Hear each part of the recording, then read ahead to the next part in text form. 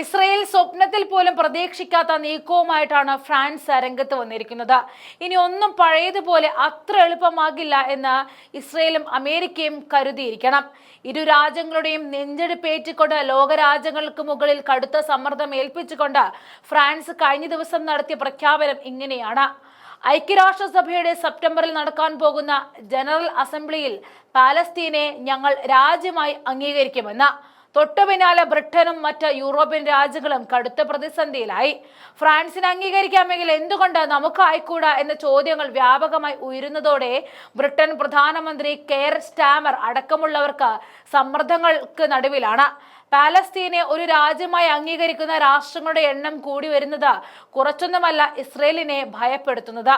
അപ്പോൾ തന്നെ ലോകരാഷ്ട്രങ്ങൾ ഏർപ്പെടുത്തുന്ന കടുത്ത ഉപരോധങ്ങളെയും ഒറ്റപ്പെടുത്തലുകളെയും എങ്ങനെ പ്രതിരോധിക്കുമെന്നറിയാതെ ഗുരുതര അവസ്ഥയിലാണ് ഇസ്രയേൽ ഉള്ളത്. കൂടാതെ എപ്പോൾ വേണമെങ്കിലും വീഴാനായി തയ്യാറായി നിൽക്കുന്ന ഒരു സർക്കാരും കുറച്ചൊന്നുമല്ല തലവേദന ഉണ്ടാക്കുന്നത്. ഇതിനിടയിലാണ് ഫ്രാൻസിന്റെ ഈ നീക്കം. കൂട്ടത്തിൽ ഫ്രഞ്ച് പ്രസിഡന്റ് ഇമാനുവൽ മക്രോണിന്റെ തീരുമാനം ബ്രിട്ടൻ ഉൾപ്പെടെയുള്ള മറ്റ് യൂറോപ്യൻ രാജ്യങ്ങളെ കടുത്ത സമ്മർദ്ദത്തിലേക്കാണ് തള്ളിവിട്ടിരിക്കുന്നത്.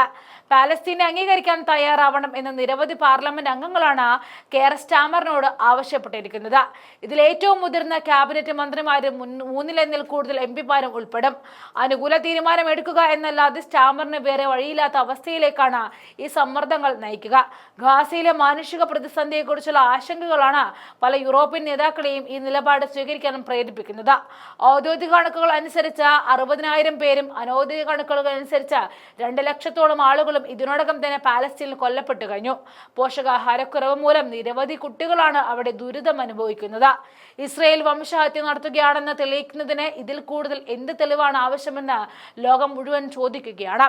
കൂടാതെ ആരാധനാലയങ്ങൾ അഭയസ്ഥലമാക്കി കരുതി ഓടിയെത്തുന്ന ജനങ്ങളെ അടക്കം ആക്രമിക്കുന്ന ഇസ്രയേൽ ഭീകരത കടുത്ത അമർഷത്തോടെയാണ് ഈ ലോകം നോക്കിക്കാണുന്നത്. ഇസ്രയേലിന് ഇതൊരു വലിയ തിരിച്ചടിയാണ്. ഗാസയിലെ സൈനിക നടപടിയുടെ പേരിൽ ഇസ്രയേൽ ഇതിനകം തന്നെ ആഗോള വിമർശനം നേരിടുന്നുണ്ട്. സാധാരണക്കാരെ സംരക്ഷിക്കാൻ ഇസ്രയേൽ ഒന്നും ചെയ്യുന്നില്ല എന്ന് പല രാജ്യങ്ങളും വിശ്വസിക്കുന്നു. ഇപ്പോൾ ഫ്രാൻസ് പോലെയുള്ള G7 ശക്തി കേന്ദ്രങ്ങൾ പോലും പാലസ്തീനെ അംഗീകരിക്കുന്നത് ഇസ്രയേലിനെ ലോകത്ത് കൂടുതൽ ഒറ്റപ്പെടുത്തും. കൂടുതൽ രാജ്യങ്ങൾ ഐക്യരാഷ്ട്രസഭയിൽ പാലസ്തീനെ പിന്തുണച്ചാൽ ഇസ്രയേൽ അവരുടെ നയങ്ങളിൽ മാറ്റം വരുത്തുവാനും അധിനിവേശം അവസാനിപ്പിക്കാനും സമാധാന ചർച്ചകൾ പുനരാരംഭിക്കാനും നിർബന്ധിതരാകും. ഗാസയും പാലസ്തീൻ രാഷ്ട്രപതിയെയും കുറിച്ച് കടുത്ത നിലപാട് സ്വീകരിച്ചുള്ള ബെഞ്ചമിൻ നെതന്യാഹു സർക്കാരിന് ഇത് കനത്ത തിരിച്ചടി ഉണ്ടാക്കും. ഇസ്രയേലിനെ കണ്ണടച്ച് പിന്തുണയ്ക്കുന്ന അമേരിക്കയുടെ സ്ഥിതി മറിച്ചല്ല. അമേരിക്ക എന്നും ഇസ്രയേലിന്റെ ഏറ്റവും കടുത്ത സഖ്യകക്ഷിയായിരുന്നു. ഇസ്രയേലിനെതിരെ ഐക്യരാഷ്ട്രസഭയുടെ പല തീരുമാനങ്ങളെയും തടഞ്ഞത് അമേരിക്കയാണ്. എന്നാൽ ഇപ്പോൾ ഫ്രാൻസും ബ്രിട്ടനും അടക്കമുള്ള ഐക്യരാഷ്ട്രസഭ സെക്യൂരിറ്റി കൗൺസിൽ സ്ഥിരാംഗങ്ങൾ പോലും മുഖം തിരിക്കുമ്പോൾ അമേരിക്കയും ഭീഷണിയിലാണ്.